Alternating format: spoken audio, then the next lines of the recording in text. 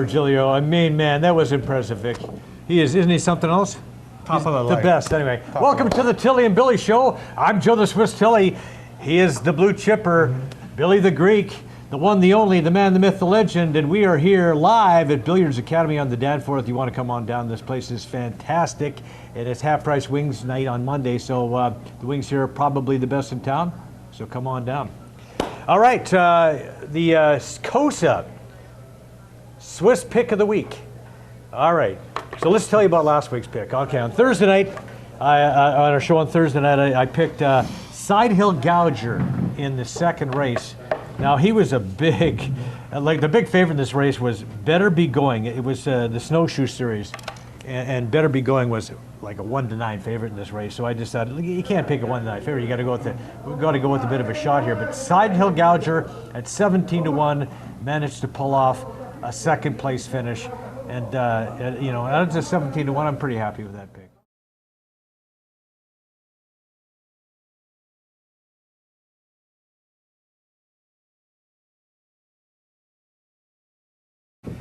By Better Be Going at Mohawk. You know, another 10 feet, maybe another 10 meters, maybe, Billy. Story I think of your life, my man. horse Another wins that couple of race. inches, another 10 feet, another, another. if the wire's like 10 meters back, I win that race, and everybody's happy.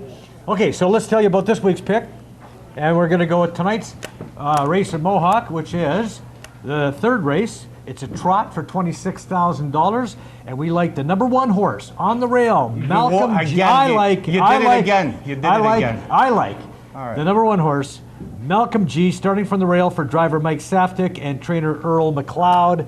There you go.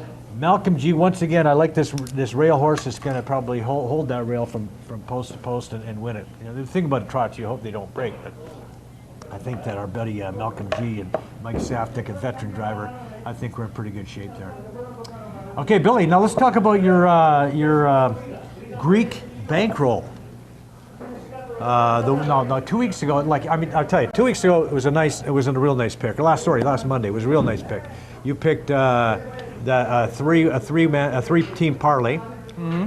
You had one of the team was Flyers to win, and they won, but in a shootout. So that was the one that killed the parlay. Otherwise, you had like a massive parlay, which would have been nice. But last Thursday night, I believe it was the Celtics you picked to cover against the Bucks. Mm-hmm. A bit of a bold pick considering the Celtics were coming off a back-to-back and loss in Detroit, and now they're playing the best team in the league. And you said they'd cover that 10-point spread, and by golly, did they not cover that 10-point spread? Congratulations, Billy. You're back. You're back. You're back. The Greek is back. Never left, baby. Not that he ever left, but yeah, he's back. So nice job, Greek. Nice job. Have to give credit where credit is due. And so what you got for us this week on the Greek bankroll? We're going to start the proceedings with happy Martin Luther King Day to our friends that are watching south of the border. Full slate of NBA games today. One includes getting underway shortly. The Toronto Raptors visit the Atlanta Hawks.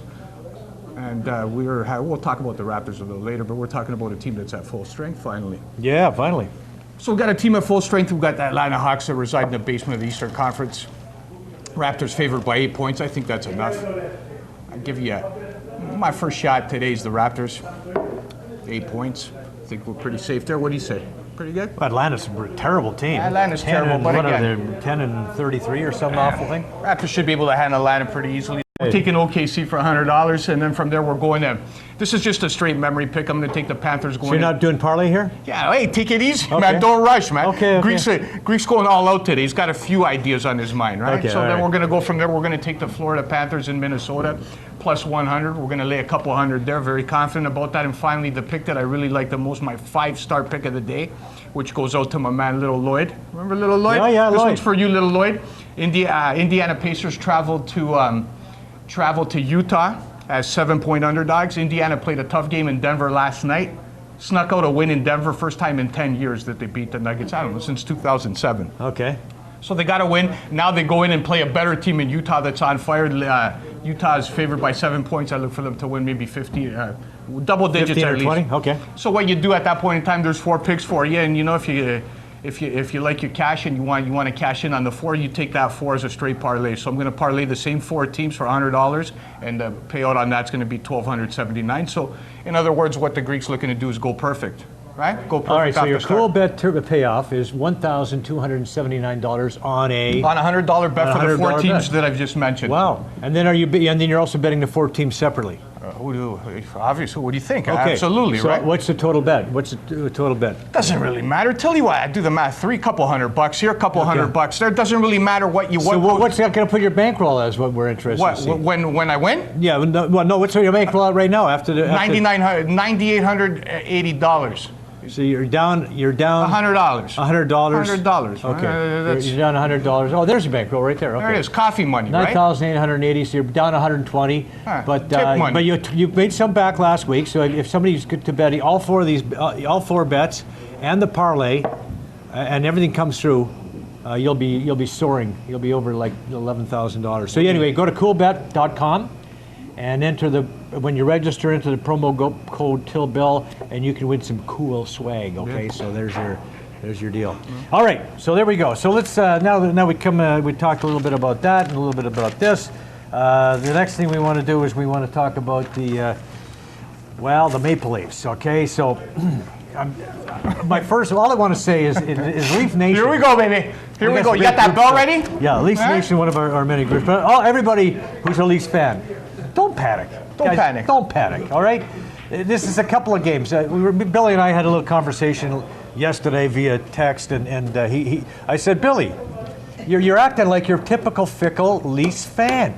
You can't see past 2 games ago. And you've got to remember that the team, since Sheldon Keefe took over, is 27-7-3. Revise your numbers there, Tilley. You said 27-7. 27-7. 17. Or sorry, 17. You give them 10 wins. 17-7-3. Right. Yeah. Sorry. Okay. 17-7-3. So anyway, right. So I a little bit overzealous there on that one, but you know what? The team's in decent shape. Okay. Every team goes through funks. Okay. Now you also got to consider the Leafs have been without Morgan Riley. They've been without Jake Muzzin. Good news is, when they come back from the All-Star break, Jake's been skating. It looks like he'll be rejoining the team when they come back from the All-Star break. And that's a significant add, right? And Sergei Alexei Mikheyev. It's one of those Russian names. Mikheyev, anyway. Our buddy Mikheyev is going to be back from injury very soon, his wrist injury. So you got to take all these things into consideration. Realize they'd be missing a good chunk of the team, an important chunk of the team, especially defensively. You know, you got a couple kids in there, Rasmus Sandin and Timothy Liljegren, who, by the way, haven't looked too shabby in the limited time they've been on the ice, right? They're kids that are learning. They're kids that are doing okay. And really, my message to you and everybody else there in Leafs Nation, don't panic, for crying out loud. These are games in January. If this was March, it would make a difference. And right, so now you got Morgan Riley. Like, a lot of these guys have missed time, which means that they're going to be fresher come playoff time, right? How's your coffee? How's the coffee here? Frappe's awesome here. Yeah. All right. Take a couple sips. Has a great frappe, except Vic doesn't like it when I rattle the here. Take a couple sips. Now bring it close to you. Bring it close to you. There you go. Take a couple of sips, enjoy it, and just pay attention. Okay. All right, what do you got?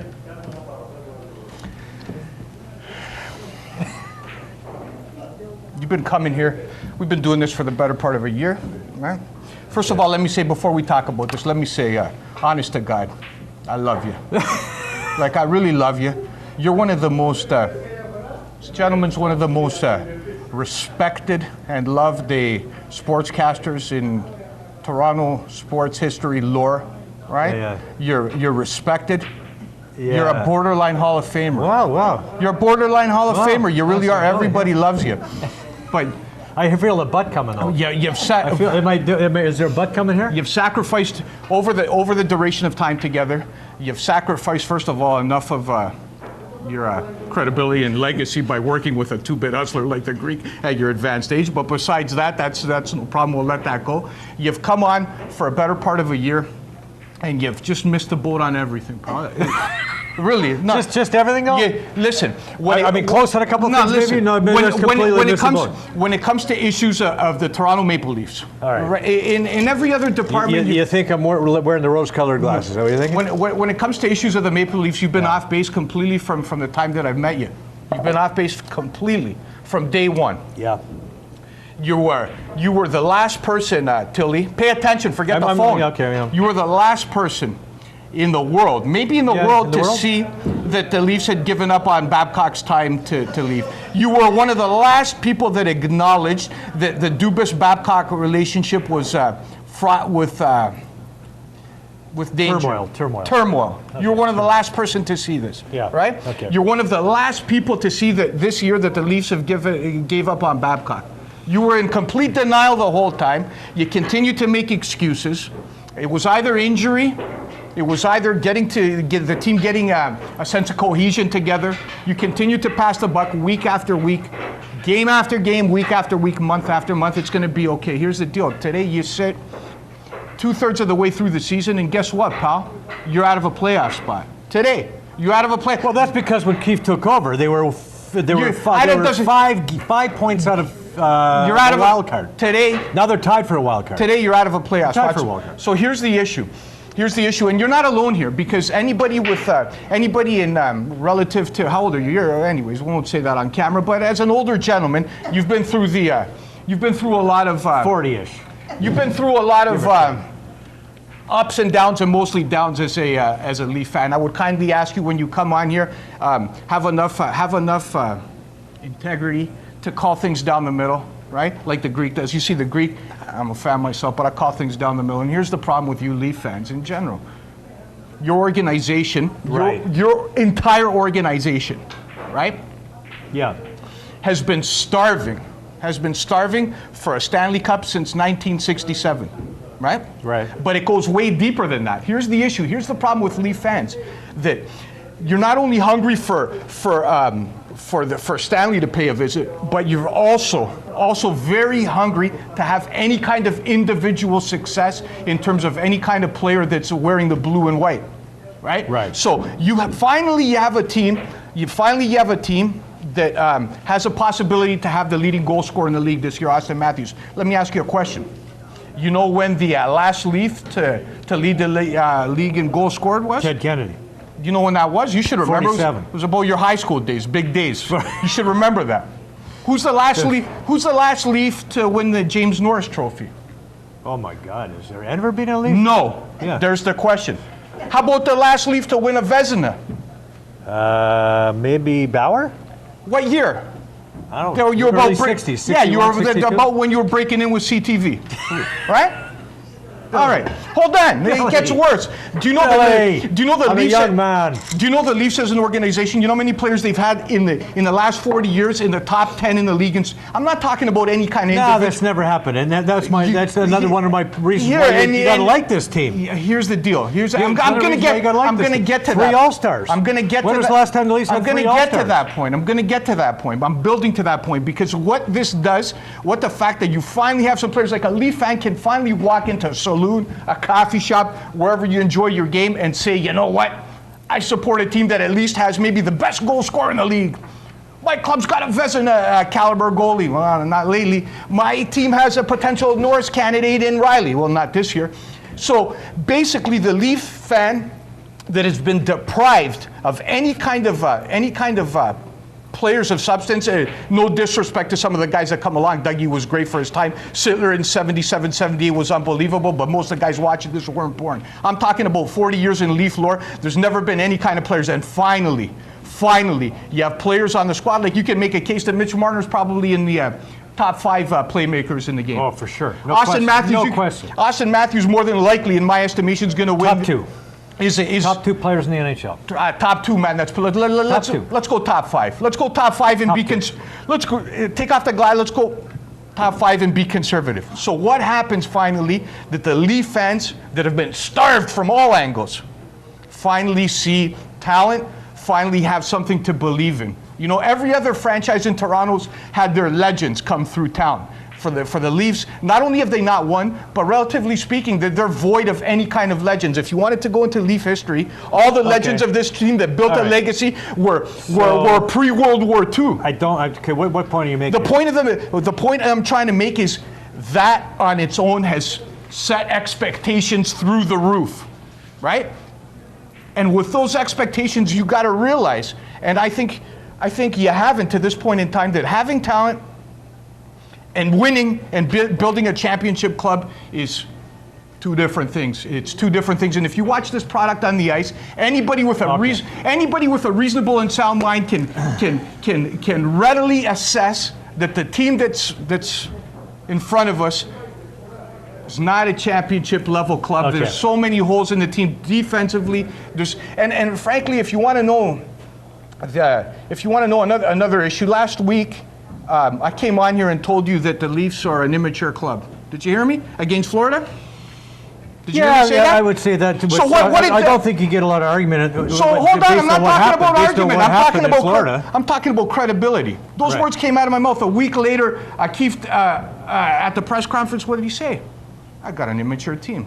So obviously, that was kind of evident by the fact that they pooped the bed. So you're the only guy that doesn't see it because he gave them a little bit of leash and they mess up. Not only but listen, but you're the only guy that doesn't see this, my friend. But let me tell you something, Billy. Okay, so let's go back into earlier in January. Okay, when they knocked off the defending Stanley Cup champions 5-2 in St. Louis. Beat Vancouver 4-1 in Vancouver. Beat Edmonton 4-1 in Edmonton. Beat Buffalo. Beat the Rangers. Beat Detroit. Beat Carolina. Beat the Devils. Lost in overtime to the Rangers. Beat the Wild. Then beat the Jets. Then beat the Islanders. Then beat Winnipeg again. Then beat the that was the stretch they were on just a couple of weeks ago. That's the stretch they were on. This is in January.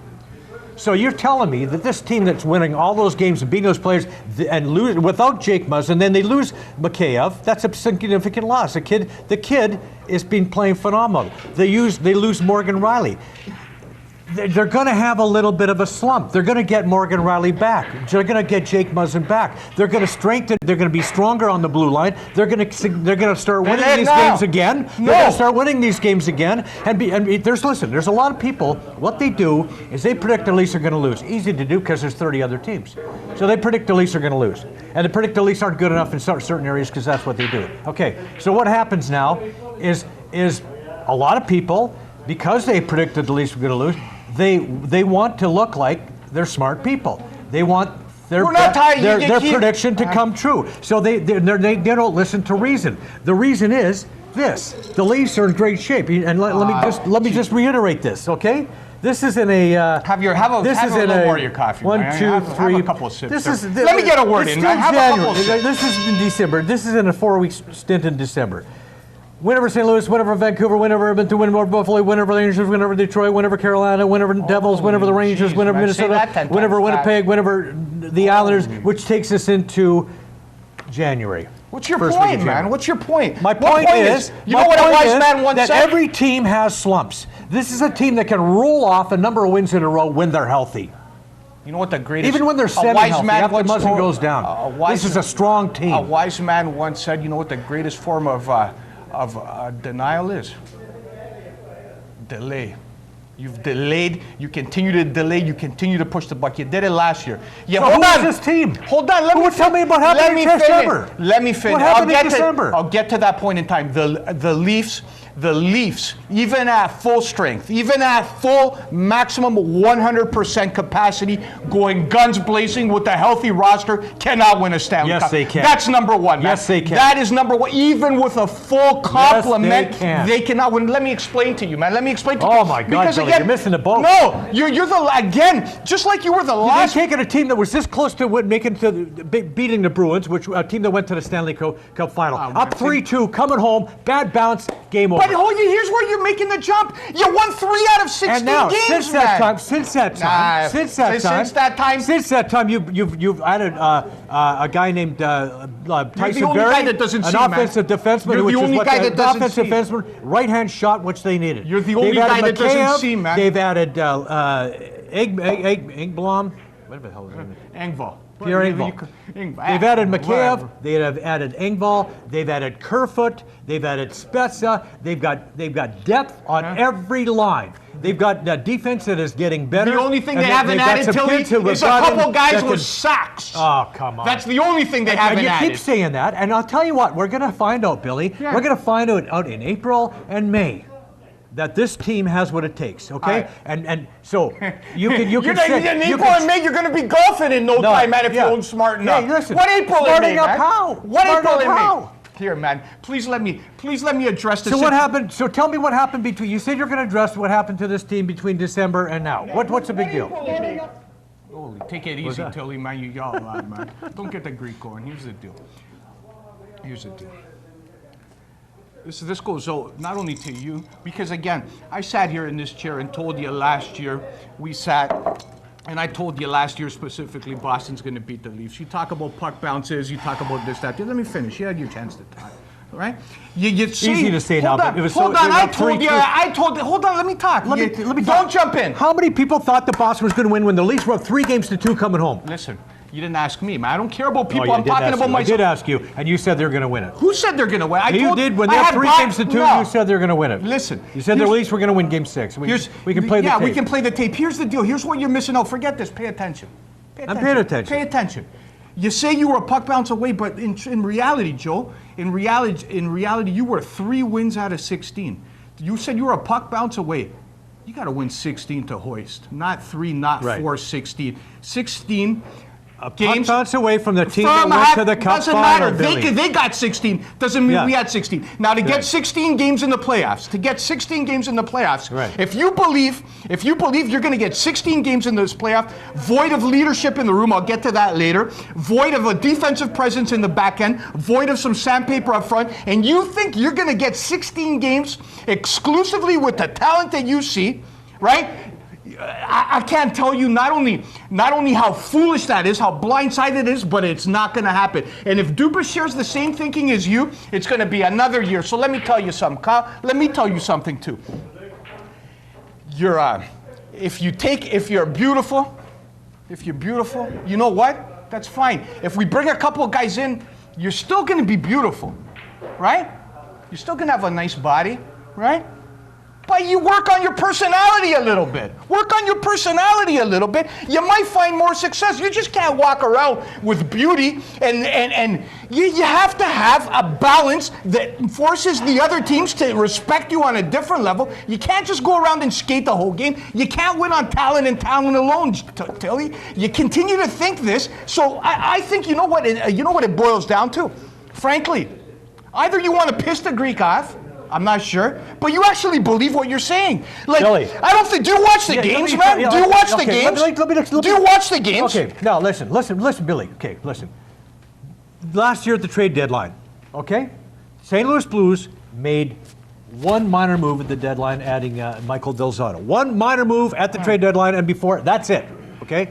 You're talking about a team with monsters in the back. You're talking about. Yeah, the Caps, who have Tom Wilson and a lot of grit and grind, they added Carl Hagelin, Nick Jensen. They didn't have to. Knocked out in the first round. Chemistry, baby. Chemistry. Okay? What my point is this. You've got a team that is a young team that is growing together. You know where leadership comes from? Leadership comes from growth. The Edmonton Oilers had no leadership. They get knocked out in the first round. They knocked off Montreal. Actually, stopped Montreal's run in 1980. But then the next couple of years, they're up 4-0 in a game against the Kings, and they lost that game. Lost the series. Leadership grows, and Mark Messier, everybody's will. I'll be comments get more ridiculous by the week. Mark and the Messier, day, man. listen. Mark Messier is one of the greatest leaders in NHL history. All right, that's a fact. That team seemed to lack leadership because they grew together as leaders. Mario Lemieux was not a leader. Mario Lemieux grew into his leadership role. You've got guys here, Matthews and Tavares and Marner and Riley. They're growing into leadership roles. Tavares has always been a leader. He's been a captain for most of his career. You've got Jake Muzzin, who's a leader. This team is growing in leadership. They're growing together. You got some young talent. You got tons of young talent in that team. And What's the listen, point? What's when, the point? when you, Making because sense. somebody has to go. Bring in your grinder, and somebody has to Listen, go. Who knows? do you understand? We continue to have the conversation. Do you understand? It's like, can you win a? You mess with chemistry. Can you win a? Can you win a tennis tournament, Australian Open? Can you win a tennis tournament if you just have a serve? If you don't have an overall game? If you're not good with your ground strokes, not good with your backhands? You can win a tournament. You can win. You can win a game. You can win a match. You can compete, man. No, Right? You have to be good tournaments overall, on man. serve. Don't you understand? You have to be good in all areas of the game. Don't you see that? Don't you not know? In any sport, my friend, if you're a baseball team, you can't just. Billy. Now, hold on, let me finish. You can't just go up and throw 9 hitters. You need some pitching. You need some bullpen. You need some defense. Leafs are a one-trick pony. They're the softest team in the NHL. Yeah. And until that's addressed, that's not going to change. And it's only going to get worse in the playoff time when you need a physical component. The Leafs play for the better part of the last year and a half. They play without checkers. They play without tenacity. They get outworked and they rely on talent to win. Their talent is the best in the league. Did you hear me not say it? It's the best in the league. But if Dubas doesn't address the issues that are holding the Leafs back from being one of the favorites as opposed to in with a shot, it's going to be another year. You're blind to see this. You need to bring in some men into that locker room and onto the ice to make the other team's players pay a price. Difficult games, tough in the corners, tough along the wall. The Leafs are soft in the corners, soft against the wall, soft in front of the net, soft on the penalty kill, and you want them to win come playoff time? Are you insane? Are you insane? How do you expect this to happen, man? Are you delusional, so my friend? You still haven't told me what happened in that 7 or 8 game stretch when they won all but one game, 10 game stretch when they had one overtime loss. Did I not? The Leafs. Yeah, again, you're not listening. The Leafs on talent alone, as is, are in with a shot. Okay? The talent alone, as it stands today, are in with a shot. And we have not seen this team yet. Oh, stop me with the excuses. Who cares about seeing? We have not seen this team. We have not seen this. Billy, what about Pittsburgh with Letang all year? How do you excuse other? What about that? But that's two top defensemen. It's too top. How about why don't you take a trip down the street and visit the ACC and Masai and that thing? They've had injuries all year. Why are they still competitive? Billy, why do they never get outworked? Billy. What Billy? The Penguins are having a nice little run right now. They've been playing good all year, man. They've been playing good. They've been playing good all year. The Raptors have been decimated by injuries, Tilley. Do you see them playing the same way? Have you ever seen the Raptors get outworked this year? Hey. Yes or no? The Tennessee Titans are playing well. What the hell are you talking about? Have you ever seen the Raptors get outworked this year? Yes or no? That's why a lot of Leaf fans are angry. They come in to play against Chicago, and you know what? They come in to play that game with all the talent that you speak of, and you know what? They're second in the work department. They're second along the boards. They're second in the dirty areas. And until you become more competent in those areas on a day-to-day basis, that's why Keith called the team immature. You don't think Engvall, you don't think Mikhail, no, you think those guys are strong in the offensive zone, defensive zone, strong along the goal line? The results. You don't think Jake Muzzin can move a couple of bodies in front of the net when he's healthy? The results speak for themselves, Tilley. And if you don't see the future, I'm going to predict it for you. Because obviously you don't see it. I know, but you're predicting the future already. You've been doing this all year. So you're saying they need grit and grind. So you're going to go with that.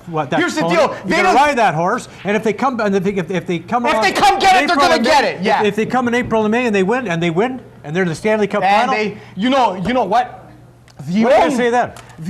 Talk to me then, because it ain't happening. I'm telling you what's going to happen. Don't point the finger. We're going to go all day. We're going to rip every other segment. I don't care, man. Well, this guy's getting on my nerves. Hold on now.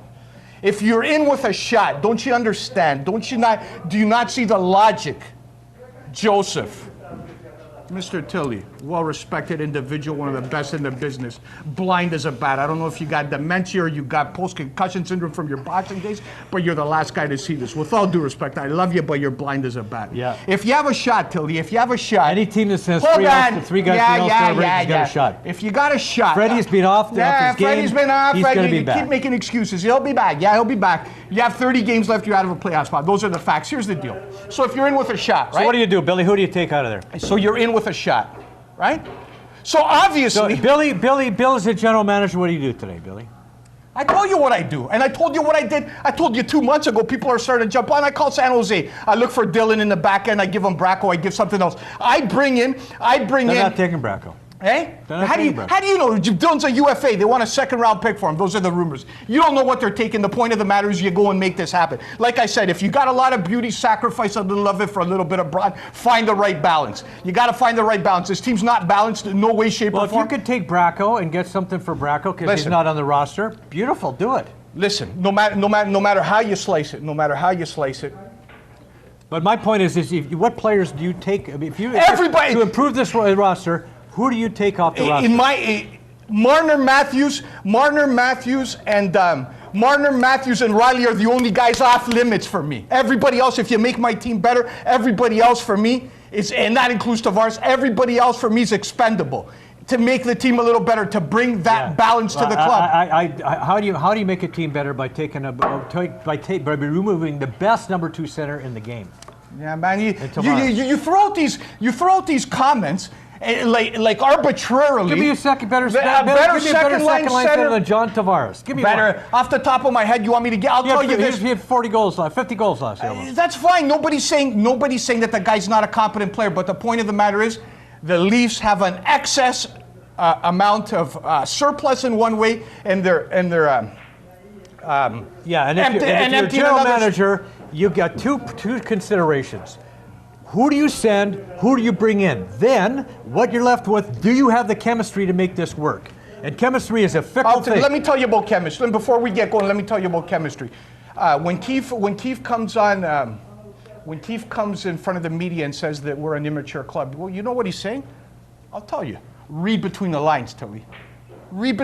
These guys are telling you what they're thinking, but guys like me notice this, and there's a few broadcasters out there that notice this. He's telling you exactly what the issue is. He's telling you him and Dubas are telling you exactly what they're looking for. You don't see it.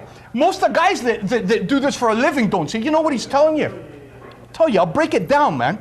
He's telling you, when he says we're lacking maturity, you know what he's trying to say? This is code word for we need some men in here. We need some leadership. We got a young club. We need a level of professionalism. No. No, that's not what he's saying. saying. You watch it. Why did they chase Justin Williams? Billy. Why did they chase a 30-year-old guy that signed Billy. with Carolina? What, Billy? He's saying, What? guys, man up. Nah. Everybody on this team, boys. No, that's not what he's saying. It's time to step up. Yeah. We don't want you to be All right. mature here. We want you to show us some maturity. And we that want is- you to play some toughness. Yeah. We want you to play with some grit. And if we do that, we can get the job done. So- All right. no. One not last yet. one Not last yet. word. You got 30 seconds. Explain to me. 30 seconds. Explain to me then. Explain to me the interest in 38-year-old Williams that signed in Carolina by the Leafs. Explain that to me. If dressing room leadership and a veteran in the room, and if that's not something that all sides see to change the level of immaturity in the club, why the interest? Explain to me. Was it for his goal scoring? Was it for he's a 30-year-old guy? Tell me. Explain to the fans and to me why the interest in the 30-year-old. It's a message. It's a message. It's a message to the guys. Step up, guys. Because if you don't step up, if this team It's a doesn't message. start showing more maturity, then we're going to bring in guys to take your place. Amen. Oh, holy! You get so we're gonna. But that's the message. It's not. He's not saying, No. Dubas, get on the phone now. He's saying, No. guys, step it up, or we're going to have to do something about this. That's what he's saying. And until you do something about it, you know what? It's going to Right. be just another year, man. It's going to Yeah. be another year And we'll of see. waiting at the airport We'll for see. a parade with. Come April and Yeah. May, we'll see. Yeah. Okay, that's good, Billy. Well done. Holy okay, jeez, can't take this. we're going to take a quick real break, and then we're going to come back and tell you about the Eddie Shack jersey giveaway. Don't want to miss that. The Tilley and Billy Show is brought to you by George Seriglu from Stouffville Toyota. Toyota George, a dealership built with green practices in mind. Getting there starts here. Book a test drive today, 905-642-6688, or go to StouffvilleToyota.com. Dina Constantino at Desjardins Insurance. Call 416-792-8997. Dina has all your insurance needs, home, auto, life. Call Dina today. She sure took care of the Greek. DinaConst.com. Nexus Holidays. Call 416-800-0501 or go to nexusholidays.ca for your next spectacular Asian, European, or African vacation.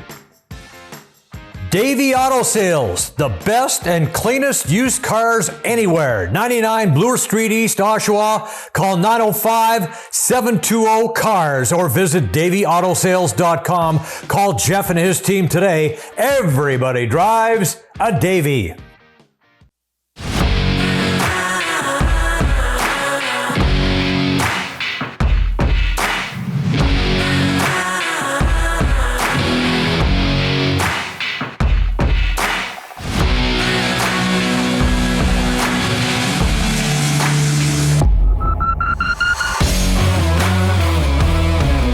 Okay, the Tilley and Billy Show, along with Framework Sports Marketing, is bringing you an opportunity to win yourself an Eddie Shack autographed jersey. Shack, and we'll bring him out of retirement to play on the fourth line. At 80, he's probably better than what we got. Something else, wouldn't it? Yeah. All right, the Shack, Eddie the Entertainer. Here's here's how you can win this jersey. Time to tell you about our awesome giveaway here on the Tilley and Billy Show. You've got a chance to win a signed Eddie Shack jersey, courtesy of Framework Sports Marketing. Just tag us at Joe Swiss Tilley and at Framework Sports. Use the hashtag Tilley and Billy Challenge and enter what you believe will be the final score between the Ottawa Senators and the Maple Leafs when they meet on Saturday, February 1st at Scotiabank Arena. Add what you think will be the total shots for the game in case of a tiebreaker and clear the track. You've got your Shack jersey. Okay, so once again, I want to reiterate, what you do is you go on either Facebook, Instagram, Twitter, and enter the hashtag Tilley and Billy Challenge.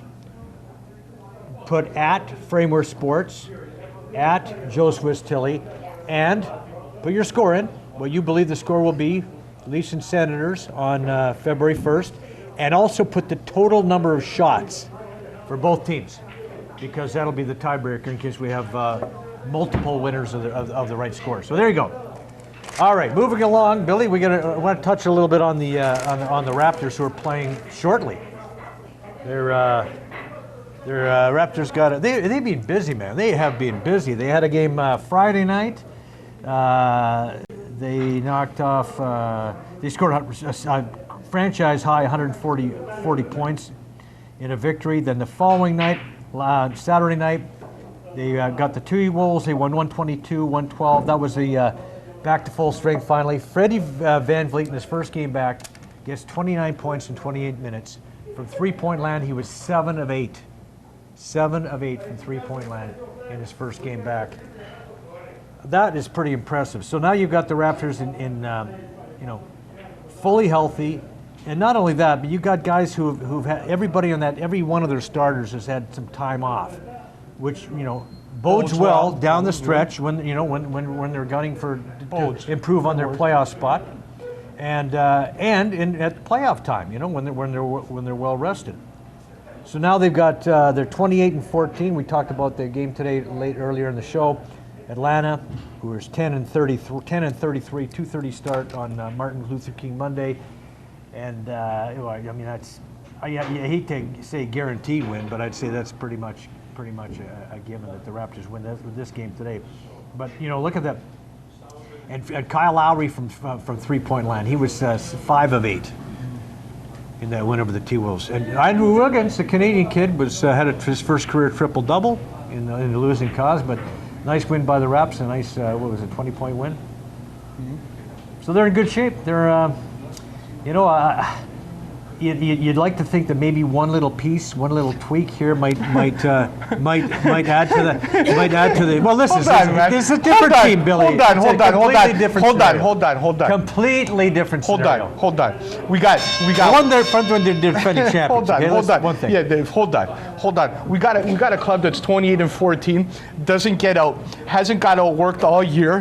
Have you noticed a Raptor game where you can say they were the second hardest working team on the court this year? Well, maybe in the 2 games they've lost against the sub-500 teams. All right. Fair enough. So for the majority of the time, you would agree that they show up? Of course. All right. 28-14, pretty good record, right? Yeah. Secure in the playoff spot. Right. And you want them to make additions, right. But you want You want your hold on, I'm not finished. I'm saying maybe one little tweak, but your guy can't mess with the chemistry either, right? Hold on, because hold on. You say you want to. That's a quandary because you want to mess make up your mind. Do you want to mess with the chemistry, or do you want to maybe tweak something? I don't know. I'm asking. What do you think? So on the other hand, I'm not finished my point. I got you cornered now, man. So you got you in the ropes. I'll knock you out now. So on the other hand, you got a team that's out of the playoffs, that's in the midst of a struggle, that's got holes all over their team in terms of both injuries and personnel and style of play, and you want them to stand pat. Joel Tilley at his finest. Okay, so here's the deal with the Raptors. It's time to make hay. Okay. It's time to make hay with the Raptors. 28-14. My opinion. They're 1 point out of. They're 1 point out of second. 1 point out of second. 1 game out of second, and 1 game out of sixth. Yeah. They're in third. 1 game out of second. 1 game out in of the grand scheme of things, here's how I got them. They're about in a 100-meter race. They're about 6 meters behind Milwaukee. They're about a meter and a half behind the Sixers, in my estimation. The playoff series. The Sixers behind. It doesn't matter. It doesn't matter. And I'm talking in a 7-game series. I favor the Sixers over the Raptors slightly, and the Bucks.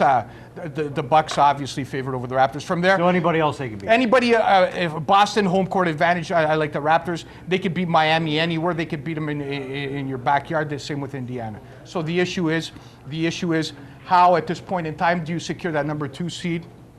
To stay away from Milwaukee until the conference finals, and the Raptors can make hay right here. The next 15 games on the Raptors schedule. Take a look.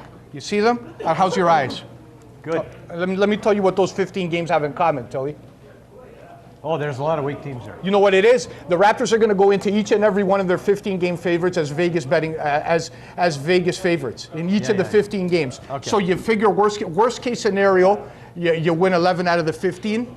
And maybe even up to 12-3. So 12-3 puts you at 40-19 on the year, secures you in the 2 spot. I look for Miami to go in the other direction. I look for Boston to stay as they are.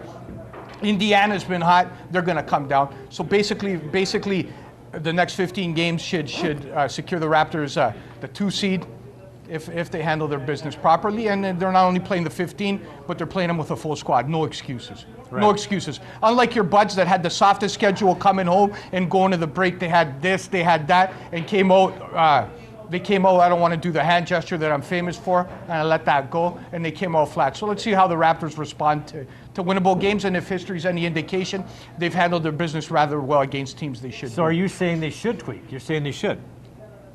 What do they do? It's a different situation with the Raptors. Raptors, number 1, can do anything they want. They're playing with house money. They already got the banner. So they already got the banner last year. So Masai can do anything he wants. There's no hunger. The hunger's a little bit different. If an opportunity exists to get better without sacrificing any of your core pieces, then you make the move. The only question you have at this point in time is you ask yourself, if you're a Raptor exec, who is Anunoby? Because he's shown glimpses. He's regressed in the past couple weeks. So if somebody wants to consider a trade with the Raptors, it'd start and end probably with Anunoby, and then you'd have to get him Masai's head to think about what he thinks of the player himself. Does he have a potential to grow, or is he kind of the inconsistent guy that we've seen him to be? Well, another thing that Masai Ujiri has to ask himself is if he makes a trade, is it going to be enough to give them a championship? Because if it's not going to be enough to give them the championship, why bother making it? Why bother making it? Well, there's also NBA. Every trade that's made in the NBA, Joe, has salary cap consideration. So if it doesn't make sense financially for the Raptors moving forward in the pursuit of Giannis, it's not happening. Raptors not taking on any money that's got to do with anything in the 2020-21 free agency class. They're not taking a penny on. So everything that's got to do has got to make sense financially. Again, if they're making a move, I told you about a guy like Dario Saric out of Phoenix, a guy like that might possibly add a presence. Add a presence, but is that going to get you past Giannis and the Bucks? No, is that going to get you past Kawhi and the Clippers, or LeBron and the Lakers? Is that going to get you past any of those 3 teams? Because those are the 3 teams that you really have to worry about, and really the teams you have to beat. One of those, two of those teams. So I mean, I just if you can't do it without completely, without a lot of major game changers. You at trade deadline, come trade deadline time, you're not getting a game changer. In the likes of Kawhi Leonard. You're not finding him anywhere. It's not out there. You're not finding him out there, and if you happen to bump into Damian Lillard or Bradley Beal, then First guy out of town would be Pascal Siakam. Yeah, it's not happening. So it's not happening. Not happening. It's not happening. Now, a guy that's interesting is a guy at Detroit, the center Drummond. What he brings to the table, would he be a nice complement to the Raptors in terms of their interior defense ability to rebound the ball somewhere where historically they've been challenged, especially when it comes to the Sixers. Last year they got manhandled in the paint most of the time, right? So I don't know if But that floats your boat. But who sits? Or Ibaka sits? I mean, I don't know. The other time Nurse went to a lineup where he started them all. Nurse is a maniac. He might start Ibaka at the 3, Gasol at the 4, and then Drummond at the 5. You don't know what he's going to do. He's a very creative guy. He experiments. He takes chances, and he's not set in his ways in terms of what a lineup looks like. And in the NBA, there's no more 1 through 5s anymore. Everybody plays anywhere, right? 1s play 5, 5 plays 1. Everybody's shooting from 35 feet. There's no big man game. It's all pick and roll basketball, right? And you want Drummond? Do you want Drummond? Well, maybe. Maybe, eh? Maybe. But I mean, Can he skate? Yeah. Can he skate? Right? If they put Drummond in front of the opposition net, do you think they might score? I don't know, but I goals? was just thinking he can't be any worse than Marinson. I was just going back to the Leafs. How did this Marinson, what was the impetus in your estimation? Again, you're one of the most esteemed individuals in this business. What was the impetus to sign Marinson for next year, this year? It kind of boggles my mind. It's all about having some backup. Somewhat. It's all about the only way this guy should. It's all about having an experienced NHL veteran. That's all it is. That's all? That's all it is. So why was it necessary to do it this year? Was the free agent market lining up for him? If it wasn't for Marinson, they would be dipping further into the Marlies, right? You know where they should? You know what? Marinson, with all due respect, and you know what? Any professional hockey player that plays is good in his own right. But the only way Marinson should be in the ACC is if he buys a ticket, man. That guy should not even be. He's a depth defenseman, yes. Right? Hold on. He's a depth defenseman. More like on the Korean national, the North Korean national team. Marinson is. Yeah. Don't have expectations on that. He's a body. That's what he is. He's a body. He's a body. Right? That's it. Okay. He's a body that should be playing. Don't go trying to get him murdered. Okay. So here we're going to move on. Your buddy just a couple of notes before we move on. I want to mention some tennis. Disappointment for Denis Shapovalov today. Disappointment all around. Oh my God, he lost in 4 sets to a guy named Martin Fucsovics. Martin Fucsovic, a Hungarian guy who's ranked 67th in the world. Hey, Fucsovic, that's careful. Yeah, Vix is easy on the Fucsovic. Does he have a nickname? Probably, but probably anything we don't want to say here. No, right? Anyway, but the funny thing about this, so Shapovalov is ranked 13th in the world right now. He's the number 13 seed at the Aussie Open. This guy's 67th in the world. A funny thing is, 2 years ago, Fucsovic also knocked off. His name? Fucsovic also knocked off Sam Querrey, the Aussie, at the Aussie Open. And at the time, Querrey was ranked. I'm not interested 13th. in what's his name. He was a 13th seed. I'm not interested in what's his name again? Fucsovic. I'm not in the Fooker. I'm not interested in the Fooker. I'm not interested. I'm not interested at all. Talk about Chapo. Talk about It's none of your six of Fucsovic business, right? Talk about Chapo. Who cares about Fookie? Okay. So anyway, here's some good news. Okay, Milos Raonic. No, go back to the number Chapo. 32 seed. Okay, now Milos playing Radu Albo of Moldova. Milos won the first 2 sets. He's up 5-2 in the third, and then the rain came. So he's going to finish that off tonight. And by the way, you can go bet this on giveaway from you can bet this. By the way, but Milos, if you wanted to bet him on Coolbet, he was $2,900. $100 bet would get you $2,900. No, you read it backwards, but we'll let that go. We'll let $2,900. 29, not to against this match. I mean to win the whole thing. Oh, to win the whole thing. Win the whole thing. $2,900. Felix Auger-Aliassime, who plays tonight, $6,900. All right, that's what Coolbet has him at. $8,900 for Raonic. $8,900 for Raonic. He's ranked 30. That might be, that's worth it. That's worth a couple of 20s. Flyer. Right? He is already almost through to the. By the way, is that before the tournament or currently? That was before the tournament. Okay. I haven't checked currently. But the women. You invest? The only woman in the lineup wearing the maple leaf is. Leila Annie Fernandez, 17-year-old kid from Montreal, another kid to watch for. She was a French Open junior champion. and she opens tonight against Lauren Davis of the U.S. So there's your tennis. Okay, we want to make a quick mention Shapovalov. Talk about Shapo a little bit, man. No, he blew it. He blew his gasket today. He was having a hard time. Not only blew his gasket, you know what? He was losing his cool.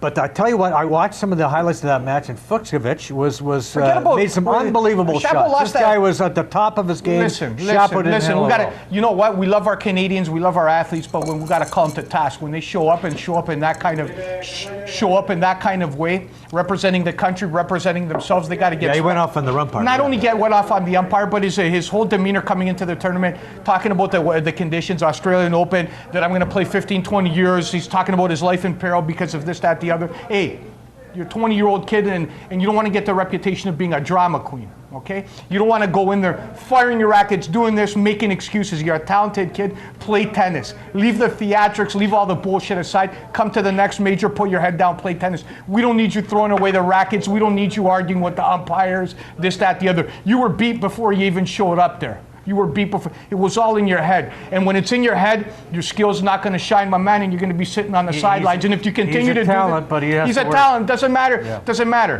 Whoever's his handler's got to have a talk with this guy. Say, listen, kid, smarten up a little bit. Bring more of man and less boy to the next tournament you show up at. Otherwise, you know what? You get used to making. But you're not making a lot of fans that way. That's for sure. Man, you're not making a lot of fans that way. You're in, and then again, you got to be. I'd be a professional otherwise, right? Right. Okay. So we got to move on. Just a quick mention: Conor McGregor.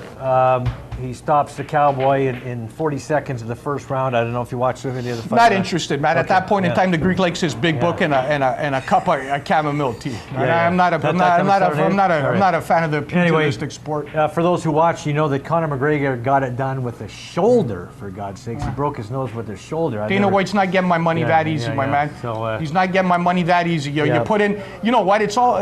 You've seen it from the beginning. They want to build McGregor up. They put him in the ring with this Cowboy, this stiff.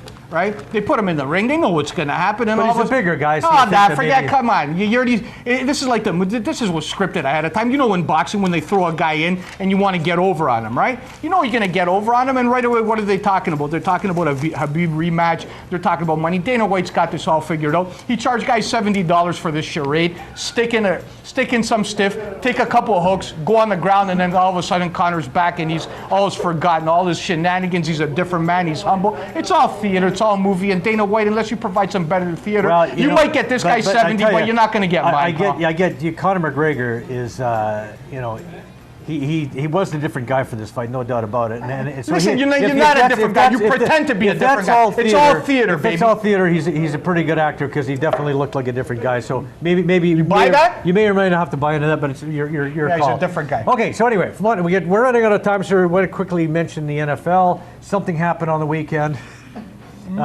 We both of us liked the Chiefs, and both of us liked the Packers to cover the spread. They didn't. Both of us liked the over. We both got that one right. So it's 3-1. 3-1 for the weekend. So if I told you ahead of time, and you didn't know, and I told you Rodgers would go 31 for 39, 325 with 2 TDs and a pick, right? The pick hurt him. Meanwhile, Garoppolo would complete 6 passes in 8 attempts. 77 yards. First thing you'd ask yourself is, what happened to Garoppolo? He got injured, right? He was taken out on a stretcher in the first quarter. No. And then how much did the Pack win by? That's where numbers are deceiving. But that was a total domination, and you know where this Bolster. Oh my God, he was a monster. You know what? Bolster's a monster. But you know who the monsters are? He gets the glory. But the monsters on that San Francisco team are that offensive line and that defensive line. It's going to make for a heck of a Super Bowl. We'll get into that next week. Yeah. But you got the best offensive line in football, just blowing guys off the ball. When you got a guy, you score 37 and your guy only threw 8 times, you're right. You know how demoralizing that is for a team? When you know what they're going to do, right? And they just keep doing it and ramming it down your throat.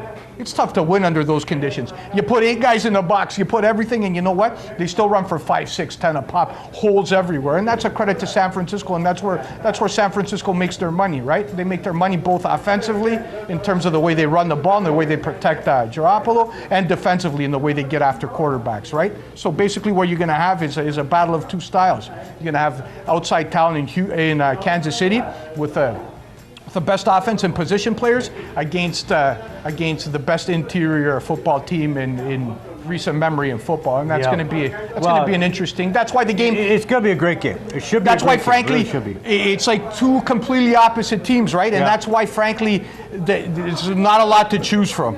That's why the game started out in Vegas as a Right. pick-em. All the early money went to Garoppolo's went going to to throw Kansas for City. 100 yards, and Mahomes is going to throw for 400.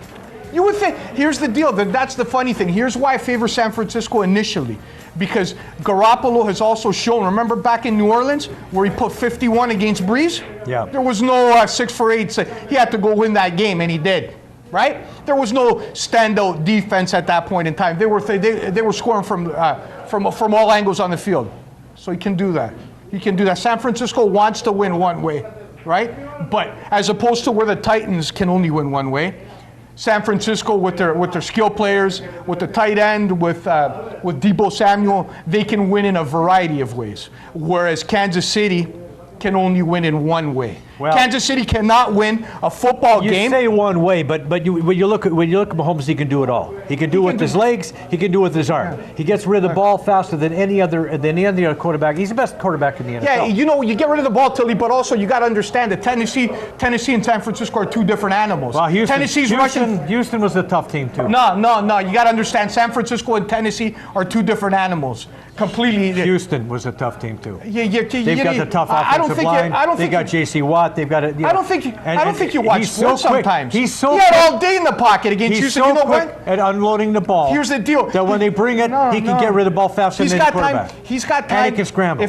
I'm not knocking the guy, but if you watch him, he's got time. He's got time to go off his first look. He looks around, he can survey the field because that offensive line gives him time to look at more than one option. Watch the games. Yes. He sits in the pocket for a little bit. With San Francisco, you're not going to have that time. It's not going to be as easy as it was against Tennessee. It's not going to be as easy as it was against Houston. And if you think it is, you're in for a rude awakening, Well, my we'll friend. see. Because, that San Francisco because I'll tell you defense. what, he is the best quarterback in the NFL. He gets so much done with his legs, with his arm. I've got a feeling you're leaning And towards taking. I'm taking the Chiefs, but I'm going to be taking the Chiefs. All right, so I'm going to be taking San Fran. Okay, there we go. Yeah, sure. All right, yeah. Because right. you don't want to actually bet on that. right. Anyway, we like the Chiefs. I like the Chiefs, and all they need, all the Chiefs defense really needs is 1 or 2 3-and-outs a half. That's it. 1 or 2 3-and-a-half, 3-and-outs a half. This is the number one defense in all professional football, Tilley. But because Mahomes This is the number one defense has in all such pro football. ability, such an incredible ability, being the best quarterback in the NFL, that all they need is 1 or 2 3-and-outs in each half. And the Chiefs are going to be lifting the Lombardi What have you been doing trophy. for 30 years, man? Haven't Andy you been Reid. watching sports? Thank you, Andy. Haven't you been watching any kind of sports the Andy. past 30 years? Great coach. Finally going to get your due. I love All right, Andy man? too, but it's not going to be. Yeah. It ain't going to be a cupcake, Anyway, Andy. so if you want, according to today's coolbet.com line, the Chiefs are 2-point picks. Go to Coolbet, register with the Till Bell promo code, and make your bet. And good luck. All right, we'll see you next week. I'm Wish Joe me the luck. Swiss. He's the Greek. Little misinformed, but he's coming along. See you next week.